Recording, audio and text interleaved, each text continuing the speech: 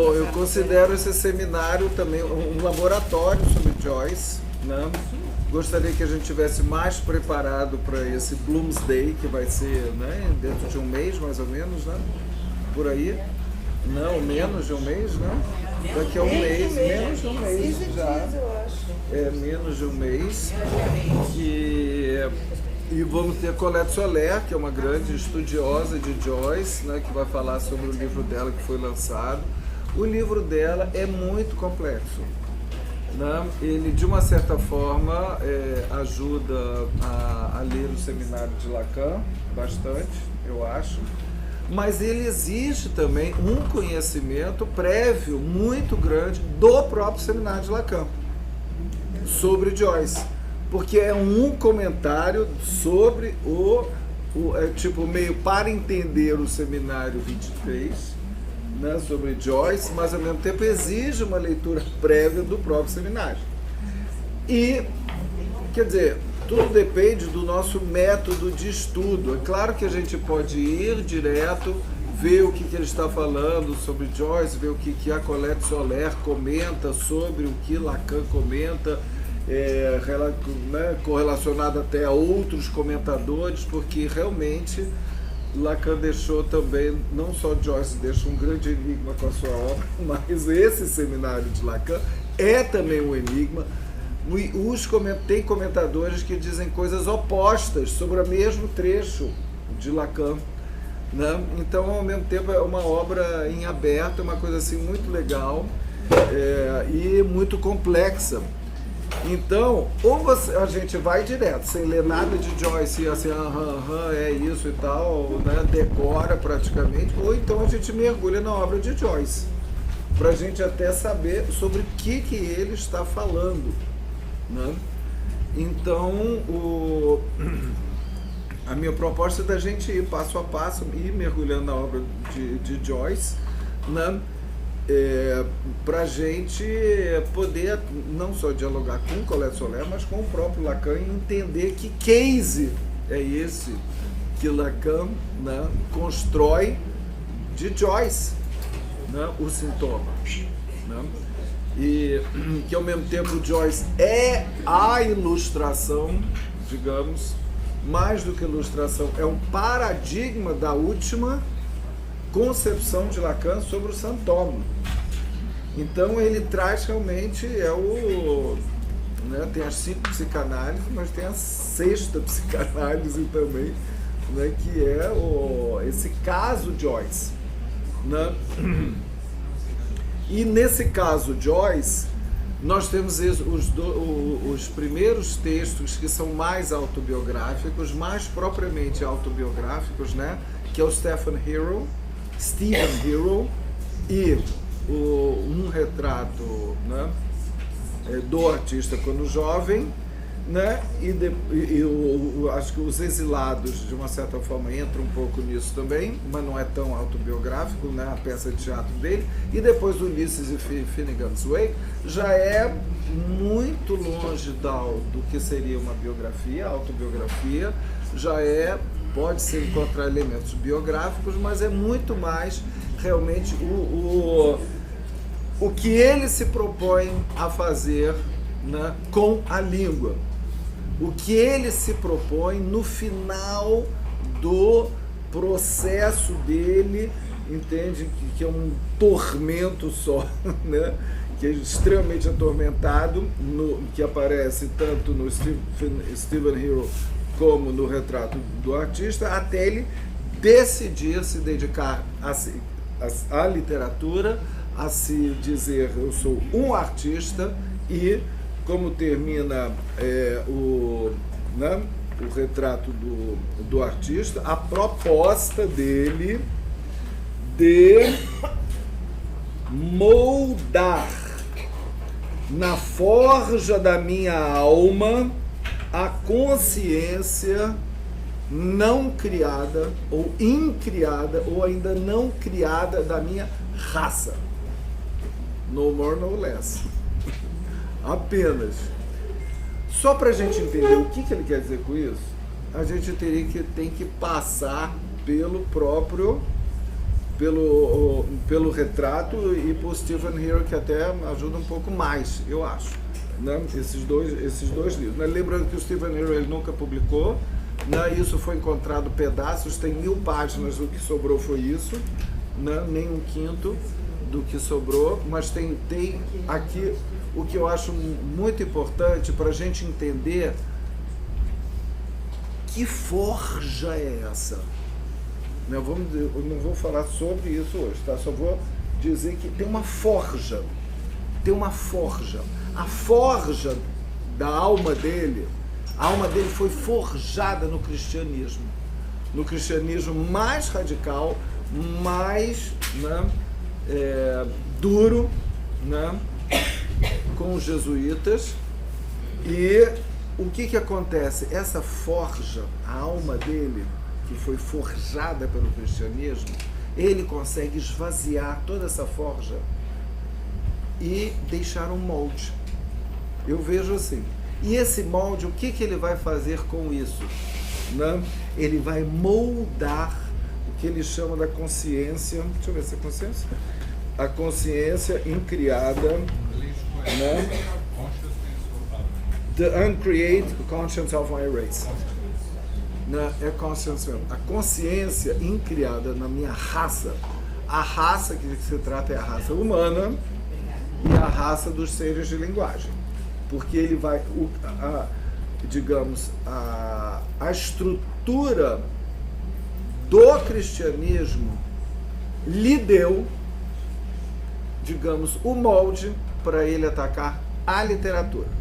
E não é à toa que o método que ele vai usar, principalmente para fazer a sua obra, ele é um conceito que ele extrai da religião católica, que é a epifania.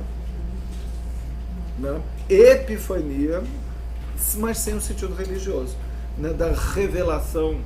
Na epifania é uma revelação da, né? De quê? Súbita, mas de quê? Do Sagrado, Santo Espírito. Espírito Santo. Do divino, é mais do Espírito Santo. Sim, mas o que, gente? Vocês não tem. Quem conhece a mitologia cristã? Não, mas eu estou falando da religião. Na religião, como é que é? Na religião é uma súbita revelação da presença divina, né? Do Espírito Santo, eu acho. E ele vai tomar emprestado isso da religião e vai fazer a sua religião. Põe muitas aspas nisso, né? Porque ele, né, vai virar...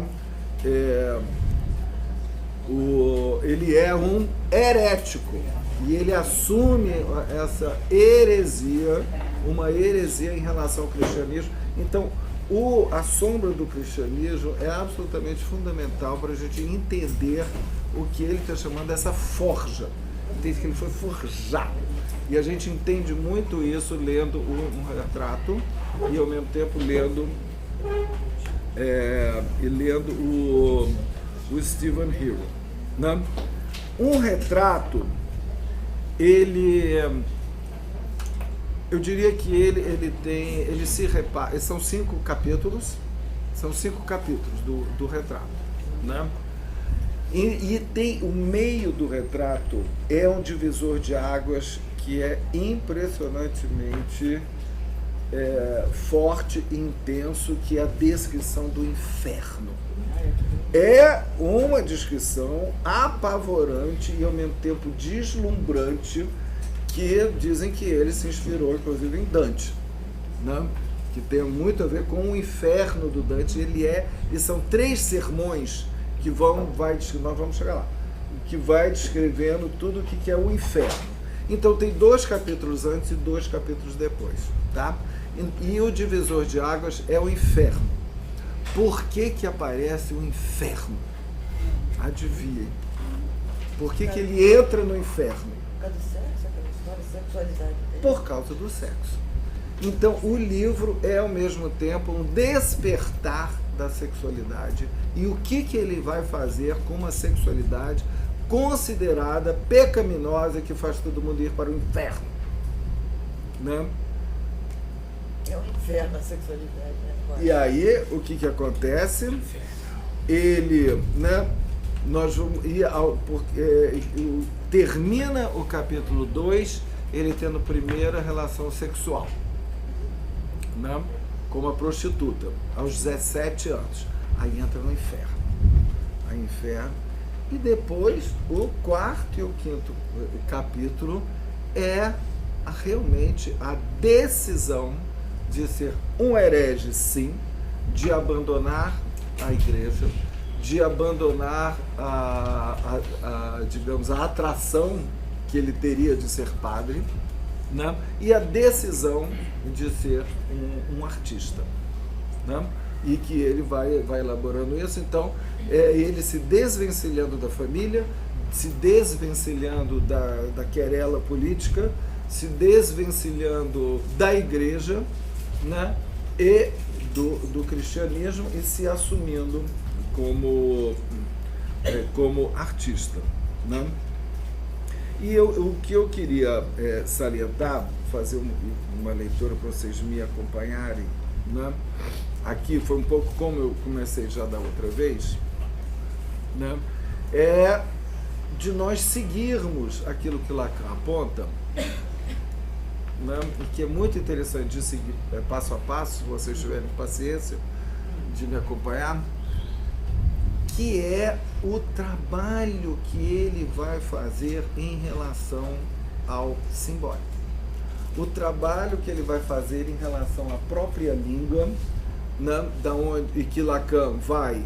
Né, eu não sei se Lacan encontrou Joyce antes do conceito de la língua, né? Parece que ele já tinha encontrado Joyce há muito, muito tempo, mas o que ele... 17 anos, mas ele ainda não tinha percebido o que ele iria fazer, né, com o Joyce depois, né?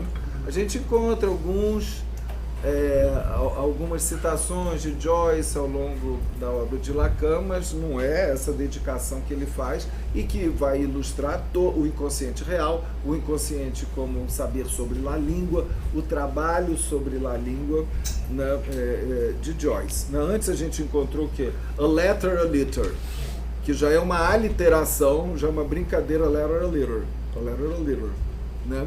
A letter, uma carta, a letra, um lixo. A letter, a litter, a letter, a litter, a letter, a litter. Estou fazendo um pouco o método que ele usa, tá?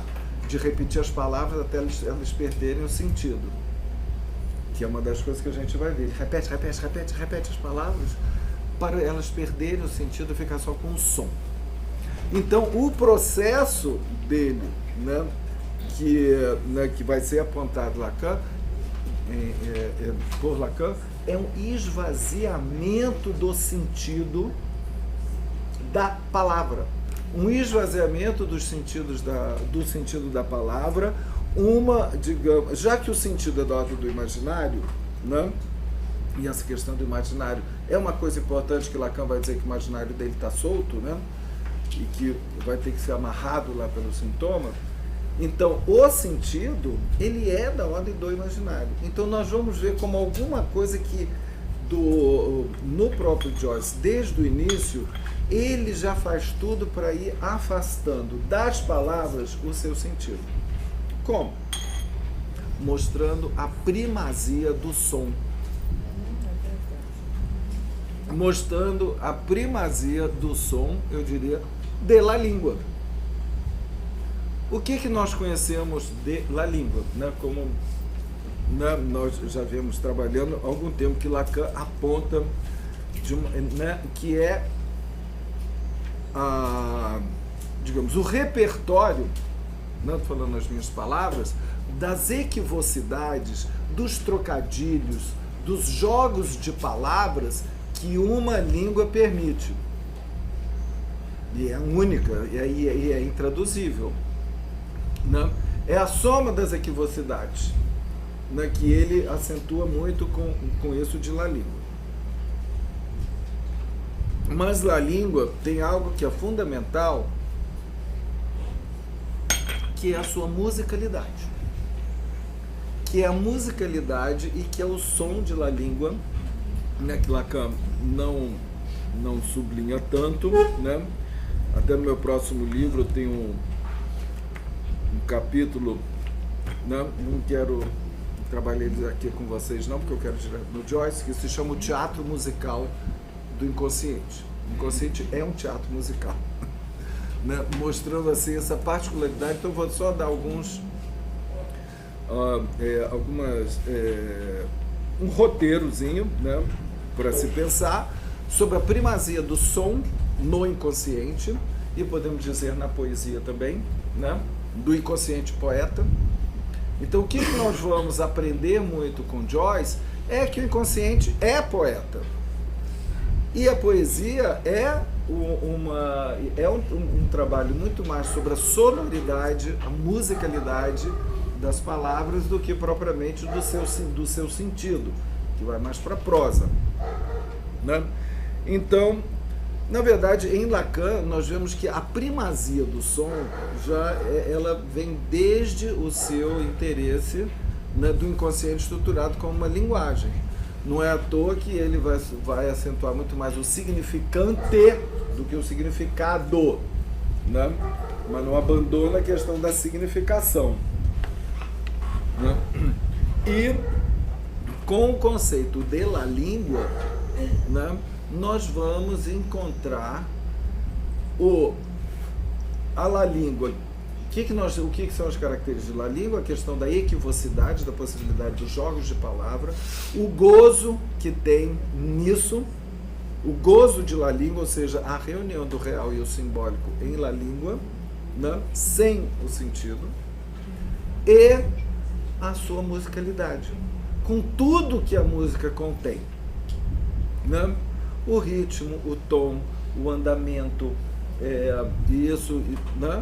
E o que nós temos que acrescentar também, né, que permeia completamente a língua, é a pulsão invocante. É a pulsão invocante e o objeto voz, né? Esse objeto voz que Lacan fala tão pouco, né? Mas, para quem sabe, podemos depois desenvolver melhor isso, já está lá no grafo do desejo. É o que resta da fala, você extraindo dela a significação. O que fica? A voz.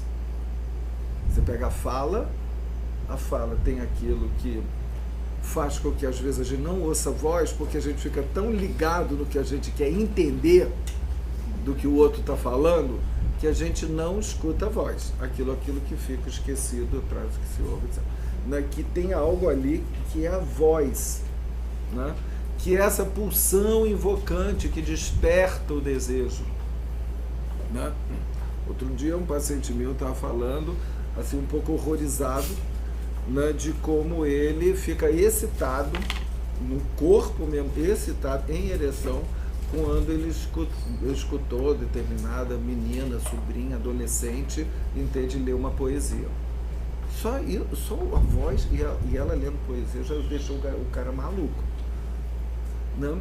Ou seja, não precisa tocar, não precisa ver, não precisa nada, né? Tem a voz, né? Essa voz, e que ao mesmo tempo não é aquela voz. Assim como o olhar, né, é um objeto perdido que de repente se encontra e já se perde, é a mesma coisa da voz como objeto A.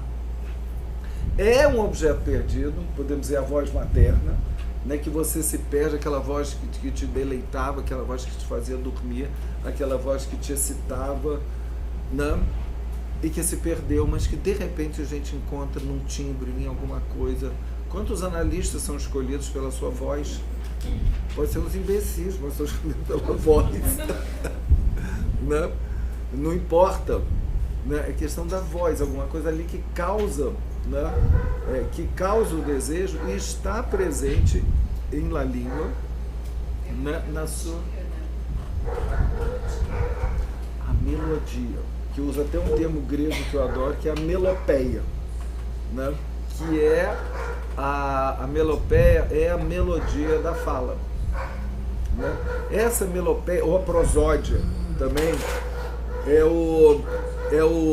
é aquilo que a criança tem antes mesmo dela estar falando, né? É aquela lalação. Na lalação nós temos, né, a brincadeira e o cantarolar da língua, né? Isso muito no canto lírico, né?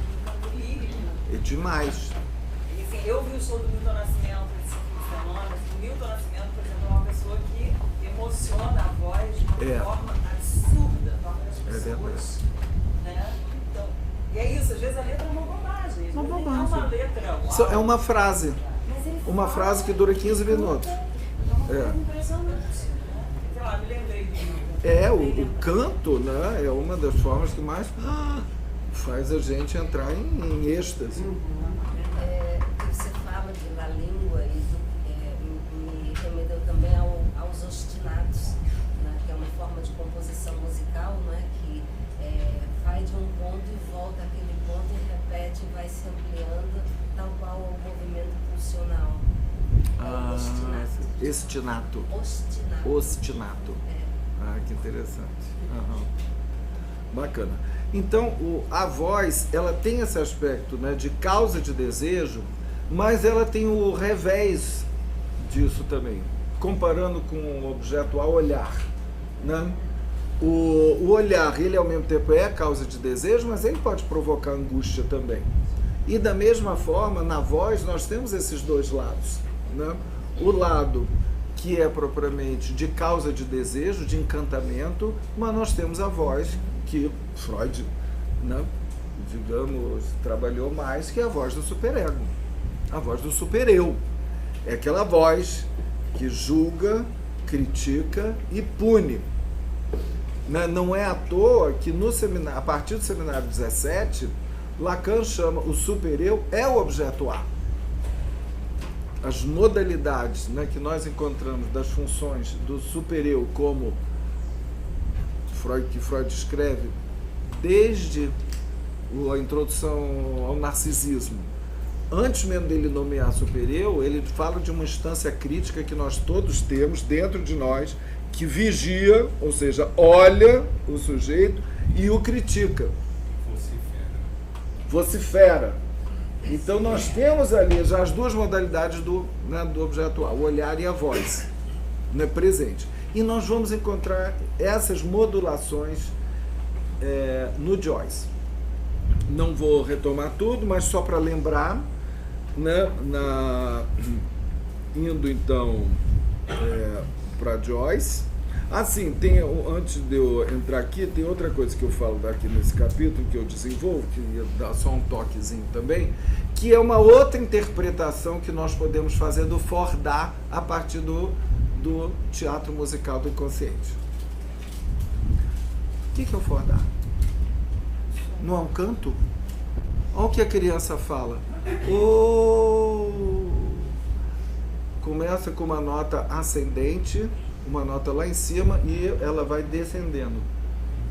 Não, é o contrário. Quando ele vai, Aí o objeto, ele puxa de volta o objeto. Então, se você for escrever uma pauta musical, meu querido músico, a gente não encontra isso, algo que é um descendente, né? A decepção do objeto que vai embora. Mas o objeto volta.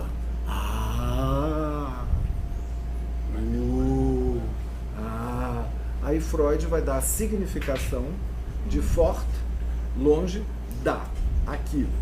Aí virou, né? Então, Freud interpreta, dentro desse teatrinho musical, o que Freud pega é a interpretação que ele está representando teatralmente o afastamento e a volta da mãe. Só que não é isso que a criança diz. Isso é uma interpretação de Freud. A criança canta isso, né? Ela canta e representa ao mesmo tempo. Então esse batimento, né? Inclusive que Lacan vai pegar a estrutura linguageira disso e falar assim, olha aí o binarismo significante. S1, S2, S1, S2. O-A. Né? Temos aí a estrutura mínima do binarismo da cadeia significante do inconsciente. Mas tomemos pelo seu aspecto sonoro, nós encontramos o-A, né? que temos aí essa sonoridade de la língua. O garotinho não falou forte, dá. Não. O A. Né? Em português eu sempre brinco, é cadê? Achou. Não é meio cadê achou? Ou tem outros? Vai embora. Vai embora. Chegou. Mas, de qualquer forma, ouçam isso. Tem sempre isso, esse ritmo do inconsciente. E é isso que o Joyce vai nos mostrar. E é isso, né? Eu até brinco, quem sabe se não é daí que surge o hit do rock. Oh, yeah! Não é? Oh, yeah! Oh, yeah! Oh, yeah! É um fordar roqueiro, né? A mãe roqueira pode fazer uma música aí para o seu neném. Mas esses dois aspectos do objeto voz, e essas, né, ele se apresenta no que nós comentamos na última vez, na primeira cena do retrato. Quando né, que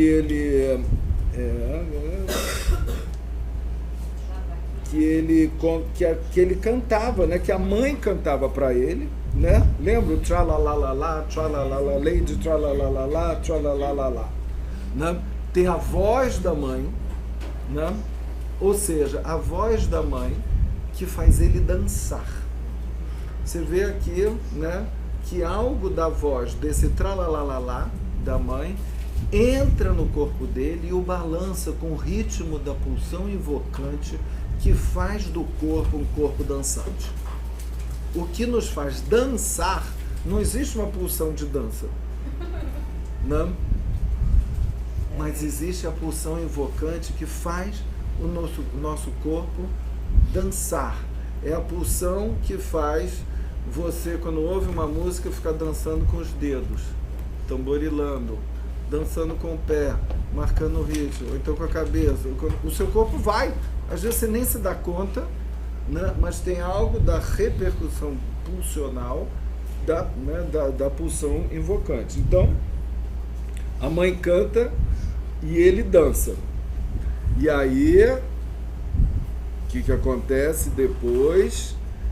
Tem vocês se lembram? A cena, aparece ali a tia, os vizinhos, né? Aparece, né, a menina que ele está afim, a Eileen, o pai e a mãe dela, né? Eles que entram, they were Eileen's father and mother. Eles aparecem lá, os The Vents, e aí ele se esconde debaixo da mesa, e a mãe assim, sabe, tipo a visita chega, a criancinha não quer cumprimentar, vai debaixo da mesa lá, manda sair debaixo da mesa, e aí ela ameaça, né, se você não sair daí, as águias vão arrancar seus olhos, né? Que é um dos castigos dos prisioneiros que aparece em Rei Lear, que se arrancava os olhos dos prisioneiros, né? Isso aparece em Rei Lear, né, que fazem com Gloucester. E aí aparece o que eu chamaria a primeira epifania musical dele. Put out his eyes, apologize. Put out his eyes, apologize. Put out his eyes, apologize. Só que isso é cantado, porque isso era uma canção de 1715 de Isaac Waltz. Ele ouve essa música, que eu traduzo por se desculpar, seus olhos arrancar, se desculpar, seus olhos arrancar, se desculpar, seus olhos arrancar. Então vem, né, o que eu chamo de epifania musical. Estou chamando de epifania musical, né, um pouco a partir da própria definição dele de epifania, que é o seguinte: a epifania, o que ele chama de epifania, ela tem dois tempos. Um é o tempo de perceber o objeto, digamos, o objeto literário, o objeto poético, o objeto artístico, ou transformar um objeto em objeto artístico. pela percepção, pela sacação. Segundo tempo, registrar. Essas epifanias musicais ele não registra. Quer dizer, registra, né? Senão eu já não teria visto escrito. Ele registrou depois, não sei. Mas tem isso. Então, o que ele chama de epifania, né? Significava, diz ele, uma súbita manifestação espiritual, fosse na vulgaridade de uma fala, ou de um gesto, ou na memória da própria mente. E ele acreditava, falando do Stephen Hale, ele mesmo, ele acreditava que cabia ao homem de letras registrar essas epifanias, com grande cuidado, percebendo que nelas se encerram os momentos mais delicados e furtivos. Né? Aí depois a gente vai falar mais em detalhes do que seriam isso, né? Que é, na verdade, o que eu chamo de epifania musical, é essa revelação da materialité. A materialité, né, é a palavra que Lacan usa para falar de M-O-T, com materialidade, para falar da materialidade sonora da palavra. Né? Então, as palavras chegam para ele mais pelo aspecto sonoro do que pelo que elas significam e comunicam. Né? E assim, essa separação entre o sentido e o som é alguma coisa que já começa no retrato e explode em Finnegan's Wake. Né? Essa separação a ponto de misturar em uma mesma palavra várias línguas. Né? Então, né, aparece aqui isso daqui, né? Aí vamos adiante, então, que é muito interessante. Eu fiz uma varredura dessas epifanias sonoras. Qual é a sinfonia que você falou? Ele tira essa música de uma sinfonia, é isso? Não, ele tira o som, ele capta o som da palavra. Você vai ver, tem milhares de exemplos, milhares aqui. Quer ver? Então, isso vimos como é que é. Ele ouve a mãe, né, falar: Stephen, apologize. Isso que ele ouve. Apologize. E vem a canção. Apologize por all his eyes. Apologize por all his eyes. Né? Vem ali isso dele. Aí vamos seguir.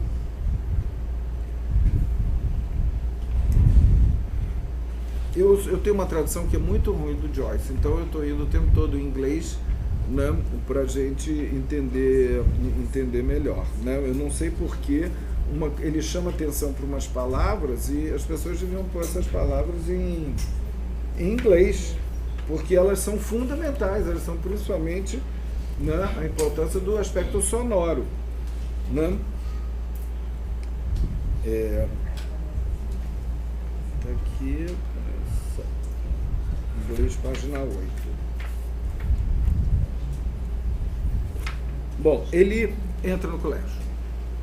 Ele entra no colégio, seus pais vão levá-lo. E aí ele escutou um menino falando para ele: você é o puxa-saco. Aqui está o songa. Quem sabe o que é songa? Né? Antigamente falava songa, monga, né? Mas o que é songa? Né? Mas o termo é suck. You are McGlade's suck. Você é o suck de McGlade's. Suck, S-U-C-K, é, na verdade, puxa-saco. Você é o puxa-saco desse fulano. Se você entender puxa-saco, aí você vai entender a cena inteira. Por que, né? Tá chamando. Em outra cena a gente vai ver esse puxa-saco, ele fica, né, os padres estão com uma coisa comprida, ele fica o puxa-saco lá amarrando um nozinho na manga do padre, porque o padre está com calor. Bem puxa-saco, né? O menino puxa-saco fica amarrando a manguinha lá do padre. Né? Esse aí.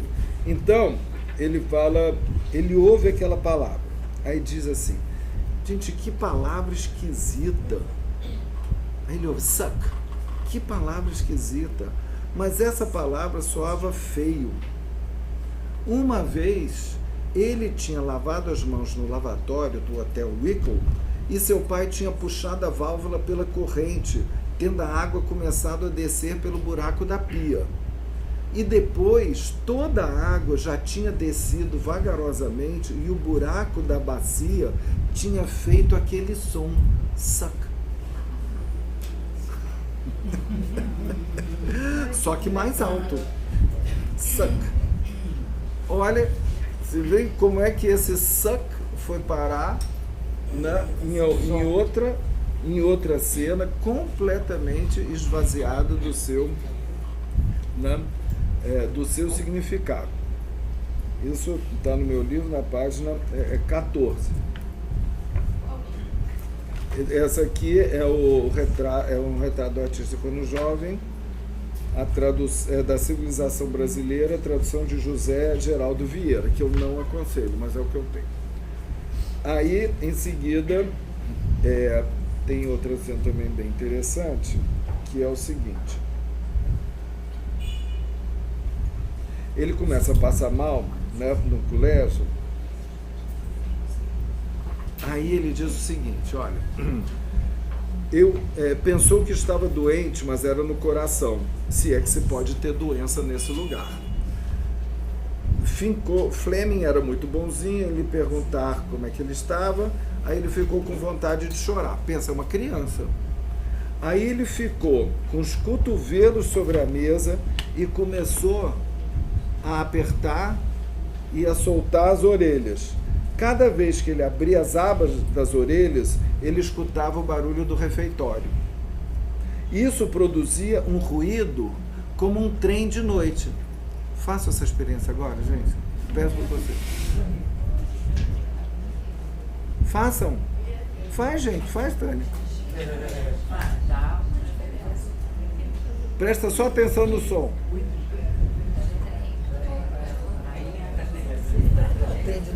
O que ele associou? Fez? Faz. Vale a pena. Não, faz assim. Gente, é uma experiência. Olha o que ele faz. Aí ele começou a fazer isso. E aí, e quando apertava as abas, e isso produzia o ruído como um trem. E aí ele começou a pensar no trem. E quando apertava as abas da orelha, o estardalhaço se fechava como um trem entrando no túnel. Ele fechava, o trem entrava no túnel. Abria, o trem continuou. Fechava, o trem... Olha o que virou, entende? Essa coisa como... Né? Que virou esse trem. O trem vai aparecer... Hã?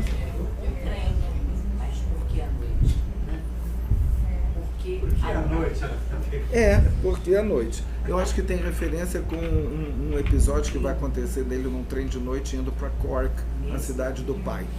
Ele vai ter outro fenômeno também interessante, sonoro. Deve ser. Por causa disso. Aí, deixa eu ver aqui, inglês, página 17. Outra coisa, aí ele sentado na sala de aula, sentado a um canto na sala do recreio, com a ideia de assistir um jogo de dominó, e uma vez, ou mesmo duas, ele chegou a ouvir distintamente, durante algum tempo, a pequena canção que o gás fazia. Estamos num momento que não tem luz elétrica, que a luz é em gás, né? Gás acendendo. Ele começou a ouvir, o gás virou uma canção. Tá? O ruído do gás, né, virou uma canção. Aí, um pouco mais adiante, né, aliás, aqui mesmo, teve os meninos que, para zoar com ele, perguntaram assim: diga-me uma coisa, Dédalus, você beija sua mãe antes de se deitar? Coisa, né, de criança zoando uma da outra. Ele disse: beijo sim. Aí ele virou para olha, ele beija, tá dizendo que beija a mãe todas as noites para dormir, né? Aí Stephen Corou falou: não beijo não. Aí o garoto continuou a sacanear: viu, ele diz que não beija a mãe. E aí ele ficou perguntando, eu tinha dado as duas respostas, nenhuma foi a certa. Nenhuma foi a certa.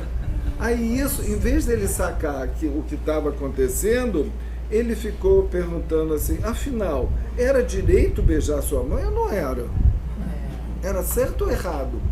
E aí, olha para onde que ele vai. Aí ele pergunta, mas o que significa isso? Beijar. Né? To kiss. Punha-se a cara para cima para dizer boa noite e a sua mãe abaixava o seu rosto. Isso que era beijar. Sua mãe punha os lábios na sua face, os lábios dela eram moles e umedeciam a face e faziam um barulhinho diminuto. Kiss. Kiss. Não é, olha, o cara fez bift. Por que não pôs kiss? Olha a importância da onomatopeia. Kiss. Então foi assim, kiss, kiss. Vocês estão vendo como ele, né, ele tem aí esse esforço de tentar entender o som com o significado. Ele não entende o que é beijar, mas ele entende o kiss. Então, porque ali teve, né, algo da ordem do kiss. Aí, mais adiante, tem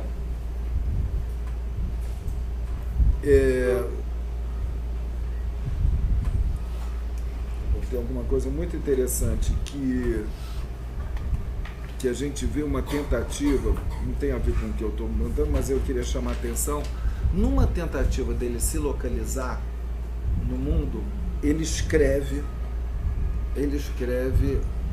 o seguinte: Stephen Dedalus, classe elementar, colégio de Clongowes-Wood, Salish, condado de Kildare, Irlanda, Europa, mundo, universo. Como se ele tivesse uma necessidade de se localizar ali a partir da nomeação de onde ele está. Aí ele pergunta, o que tem depois do universo? Nada. Pois é aí nesse vazio, né, que vai a igreja colocar para ele que tem Deus, né? Nesse vazio. E aí, primeiro, olha aí, como vai voltar o trem. Ele começa a dizer assim, ele chegava em casa, via as pessoas da casa dele discutindo sobre política e ele não entendia o que era política. Bem como não saber onde era que o universo acabava. Sentia-se pequeno e fraco. Quando seria ele como os alunos de poesia e de retórica? Então já tinha uma idealização de ser como os alunos de poesia e de retórica. Aí ele fala assim, eles tinham vozes enormes, botinas grandes e estudavam trigonometria. Até lá ainda demoraria muito. Aí ele, primeiro viriam as férias. Olha como é que o pensamento dele. Primeiro vem as férias, depois o primeiro período letivo, férias, outro período, férias, outro período, férias, período, ou era como um trem entrando e saindo dos túneis. Era como o barulho que faziam os meninos comendo os refeitórios quando a gente apertava e saía a orelha. Né? Apertava e tirava as mãos da orelha. Então ele já localiza aquele barulho rítmico, né, do trem ao tempo. Né? Então a temporalidade também para ele se torna sonora. Olha que interessante, né? Ela se torna aí sonora. E aí, ainda no primeiro capítulo, né, ele ouviu uma canção que a empregada dele, né, o babá, ele cantava. A Brígida, que era uma... Deixa eu ver se eu aqui. 29, inglês 25. Isso também, gente, é uma pena porque a gente não saca a importância do que se lê em português. Aqui tá, Blen Blon, o sino do castelo. Oh, adeus para sempre, minha mãe. Em português. Ouçam em inglês. Aqui do meu livro é 29, em inglês do meu... Obrigado. Aliás, se vocês quiserem, tem na internet, viu? Se vocês quiserem seguir aí inglês ou português, não sei se português tem na internet, mas inglês tem, tá? Quem quiser seguir no... Falando aqui para essa associação de três classes education. É Class of aqui, deixa eu ver. É só para Deixa eu ver. vacation. Se for vacation, Isso, é verdade. É, vacation é vazio, né? também. Do vazio. Férias. Hã? É férias, mas vem de vacation, de vazio, né? Férias. É férias. É vacation. Do É trem, do vacation. barulho do trem. Ele põe term vacation, tunnel out, noise stop. O que ele fala? Não, é outra coisa. Term vacation, to tunnel out, noise stop. Isso, ó. Open and close the flap of the ears. Term vacation, tunnel out, noise stop. Então tem também outra coisa, né? Aqui nessa canção da Babá, né, que a gente lê em português, que não tem poesia nenhuma, aqui é outra coisa. Ding dong, the castle bell, farewell my mother. The castle bell, farewell my mother. Né? Bury me in the old churchyard. Sepultem-me no claustro da abadia. E vai por aí afora. Então é uma coisa assim sobre o enterro dele.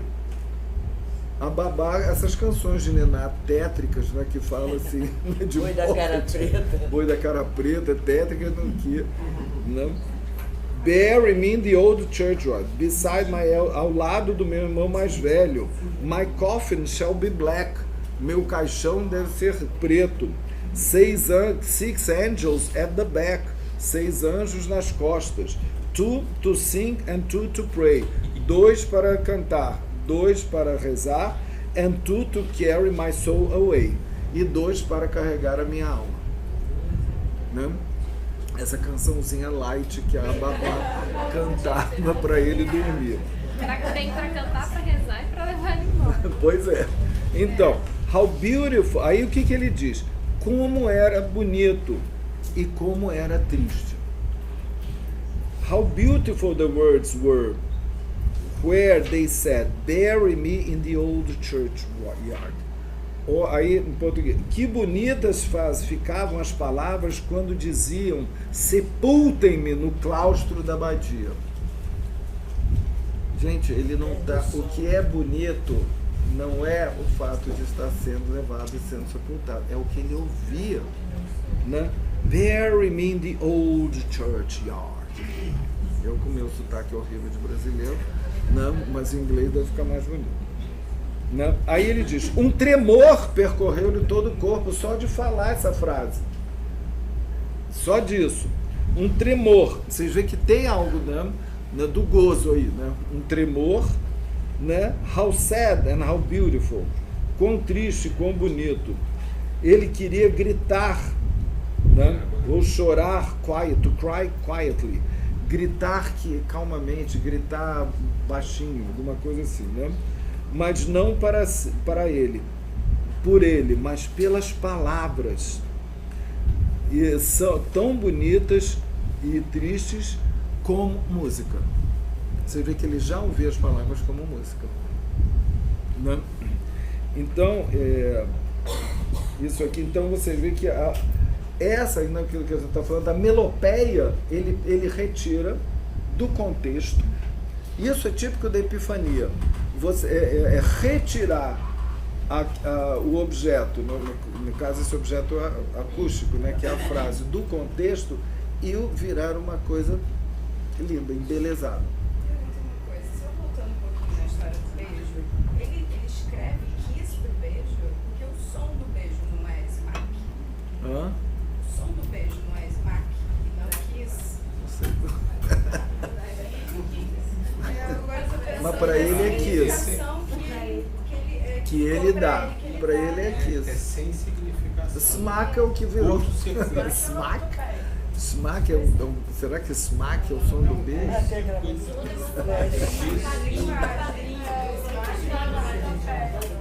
É. Então vocês veem que interessante, a tristeza misturada com a beleza dele não era por ele morrer, né?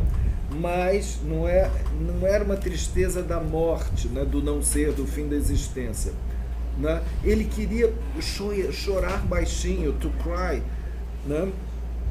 To cry quietly, ele queria chorar baixinho, não por ele, mas sim pelas palavras. Então tem esse gozo da melancolia também, de sentir a beleza, né? Como dizia, não era o Vinícius, a tristeza da beleza de se sentir mulher. Não tem aquela poesia do Vinícius tão bonita, né? Da tristeza, é tão belo, é tão triste, é tão lindo, né? Que é algo que não é muito tanto da ordem do belo, kantianamente falando, mas seria mais do sublime. Algo do sublime, né? Que vai aí nesse sentido. Quem queria falar? Hã? É bonito e triste, né? E Muito triste. combinado. É. Então a parte dela. Aí, é outra triste. em outra parte aqui, Triste, velho. Umas palavras. aí tem uma parte também que eu vou passar rápido, que ele fala mais sobre o interesse dele pelas charadas, que é uma brincadeira significante, que é um garoto que se chama Atai, né? E Atai, e faz uma brincadeira, porque Tai também é coxa, né? Atai é a coxa. E o garoto se chama Atai. Então ele faz uma brincadeira, assim, de uma piadinha com o trocadilho do coxa. E aí, em seguida, nós temos outro, né? Deixa eu ver, página 31. Aqui em diante. Isso tudo na primeira sessão, né? Isso tudo ainda estamos no primeiro capítulo. Ele estava em casa, viu o fogo da chaminé, tá? Então essa é a cena, né? Ele tem uma coisa assim muito visual também, muito cinematográfico que ele descreve, né? A luz que vinha pela janela estava assim fading, estava desmaiada. Isso eu não sei onde está aqui. E aí o fogo da chaminé subia e caía pela parede. Formava como que ondas. Alguém devia ter-lhe posto carvão. E Steven escutava vozes, como de gente conversando. Gente, não dá para saber até que ponto isso era alucinações ou não. Exatamente. Mas ele tem um aspecto assim de real da sonoridade das coisas, que é algo quase como um fenômeno elementar. Né? Então ele escutava vozes. Não era, gente, como de gente conversando, mas não era. Era o ruído das ondas. As ondas, né? As ondas de quê? Né? As ondas das labaredas.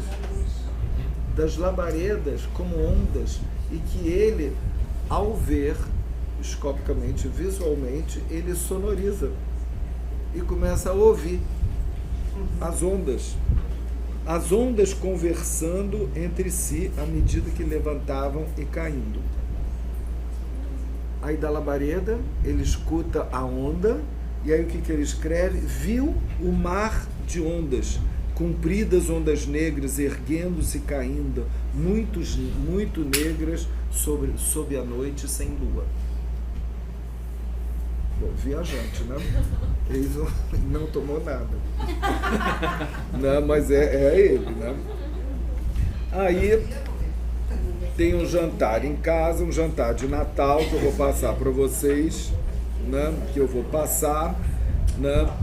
Que é muito importante, assim, em termos, porque relata um pouco a história do que está acontecendo na Irlanda e como a família dele está dividida, né, entre, sei lá, petistas e bolsominions, assim, uns a favor de Parnell, que é o ídolo, né, do pai, e a tia dele, que é a representante da igreja, e que é contra esse, né, grande, digamos, um líder político e nacionalista e contra, né, a favor da independência da Irlanda e tudo, que é o Parnell. E tem, mas só que foi descoberto que ele tinha um caso com uma mulher casada. Então a igreja aproveitou e caiu de pau nele, virou um grande herege, e essa tia dele, que era uma católica, assim, fervorosa, era absolutamente contra Parnell, dizendo que ele era um herege. Então era uma discussão lá horrorosa e tal, que ele, né, que ele assiste, que eu passo para vocês, né? E aí ele volta para Clongowes, que é o colégio dele, né? E 52, né? E aí começa a aparecer um aspecto do colégio que vai aparecer muito também no segundo capítulo, que é, digamos, um terrorismo que tem no colégio, que é o castigo corporal, que se dava, né, nos alunos. No castigo corporal, a agressividade dos padres com os alunos e a agressividade também dos alunos entre si, né, que vai ter a famosa surra lá no capítulo 2. Né? Então,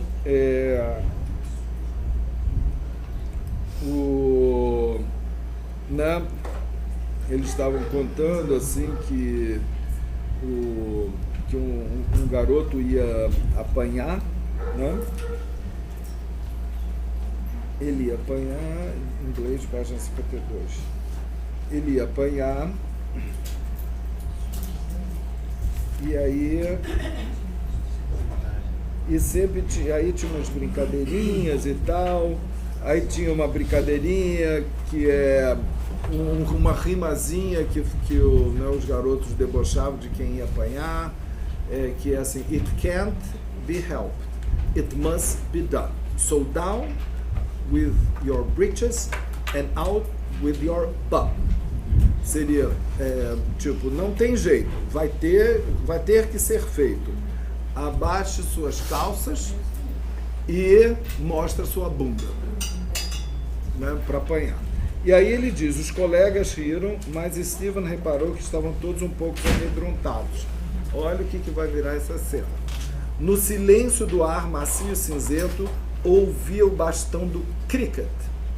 Ora aqui, ora colar. Poc. Era apenas um som bem audível, mas se a gente estivesse sendo batido por ele, esse golpe doeria. A palmatória também fazia barulho, mas não era um barulho parecido com esse. Diziam os alunos que ela era feita de osso de baleia e couro que tinha chumbo dentro, e ficava em dúvida com que dor se pareceria à dor que produziria. Então, havia diferentes tipos de ruído.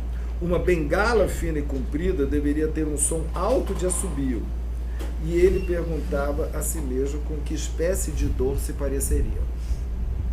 Ou seja, até a dor é sonorizada aqui. Então vocês veem que a dor é sonorizada, o bastão é poc, né? A palmatória é um som de couro e chumbo, o outro é assovio. Então também há uma desconexão do sentido, né? E aquilo que é da ordem da dor, né? Sempre da ordem de algo do inefável, ele vai sonorizar também. Ele faz, na tentativa dele de localização, ele alude a um nada, não é?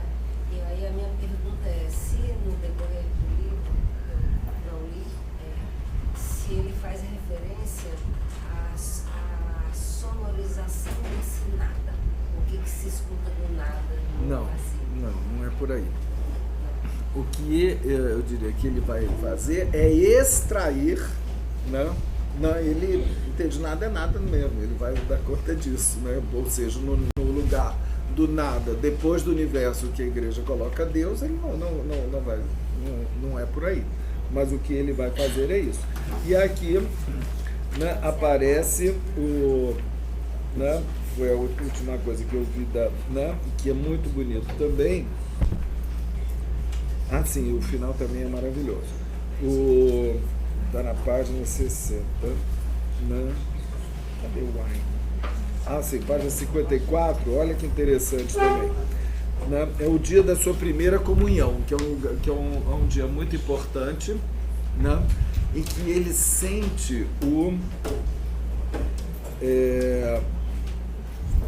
ele fizeram a sua primeira comunhão, então ele fechou os olhos para receber, né? Tinha fechado os olhos e aberto a boca, pondo um pouquinho da língua para fora.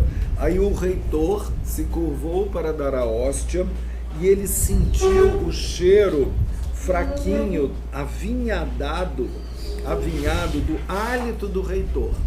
Ele sentiu de olhos fechados aquele hálito com cheiro de vinho, né? Então, do cheiro, o que ele passou? A palavra. A palavra. Que palavra linda! Wine. Wine. Olha que interessante. Então, o que ficou da primeira comunhão dele é wine. Wine. Wine. E olha como é que termina. Gente, peraí, estou terminando. Peraí, um momento. Estou terminando, vou para outro. Eu achei que ia fazer o capítulo 1 e 2 hoje, não deu. Mas olha como é que termina esse capítulo. Né? Esse capítulo aconteceu... o que acontece aí? Né? Tem uma cena também que os garotos acabam fazendo uma maldade lá com ele e os óculos dele são quebrados. Né? E os óculos caem e quebram, né? E uma coisa que ele tinha do imperativo categórico paterno é assim: aconteça o que acontecer, você nunca vai delatar um colega seu. Então ele tinha essa coisa que, né, do superior, de um ideal que ele não podia delatar, né? Mas o que acontece? Ele ele falou com o professor, ele não conseguia ler. Então todo mundo estava fazendo a lição, né, durante a classe e o professor dispensou ele da lição. Aí chega um monitor feroz, um capataz que vai entrando de classe em classe para ver como é que estão os alunos e pergunta: por que você não está fazendo nada aí?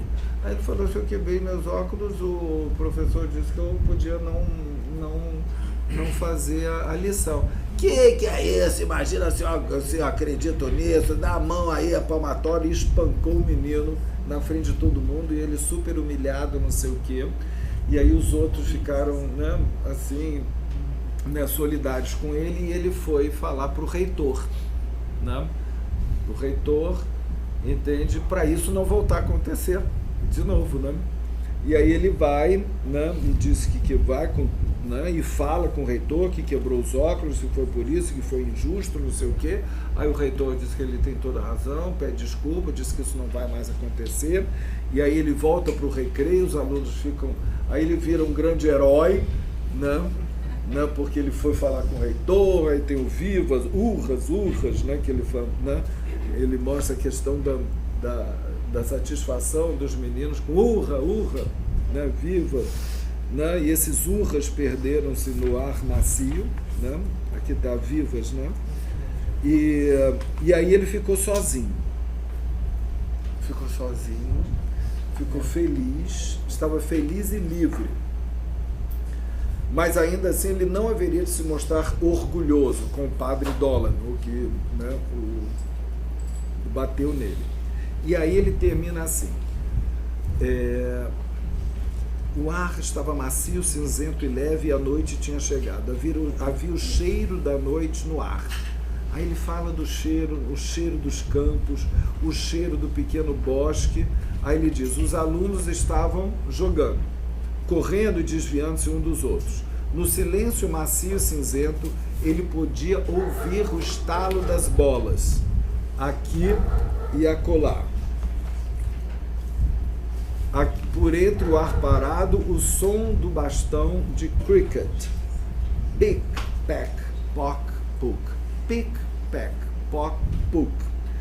Como gotas d'água em uma fonte caindo agradavelmente num balde cheio até a borda.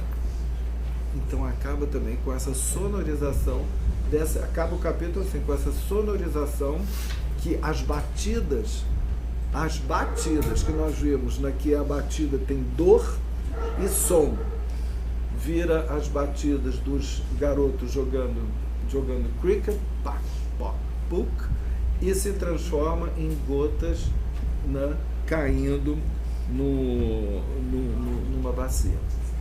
Né? Como é a transformação dele também de algo da sonoridade da dor da batida, aí vira, né, a batida que ele é espancado, aí vira a batida dos garotos na escola e vira, né, e ele transforma em gotas. Som. É o som, né, que ele imageticamente coloca como gotas na bacia. Vocês veem que lindo essa transformação, levado pela sonoridade do inconsciente musical. A meu ver, é isso que Freud nos chama atenção quando ele fala que a gente deve ficar em atenção flutuante.